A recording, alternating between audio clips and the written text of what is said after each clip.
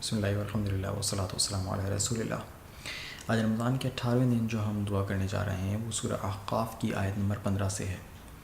رب اوزعنی ان اشکر نعمتک التی انعمت علی وعلی والدی وان اعمل صالحا ترضاہ واصلح لی فی ذریتی انی تبت الیک وانی من المسلمین۔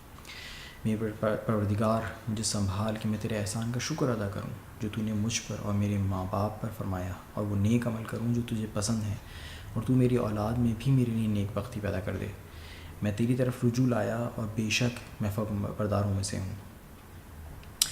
اس میں بندہ اللہ سے اسی کی اطاعت مانگ رہا ہے کہ جیسا تو نے مجھے اور میرے ماں باپ کو اہل ایمان میں سے کیا ہے تو میری اولاد کو بھی نیک بنا۔ میں وہ عمل کروں جو تجھے پسند ہو۔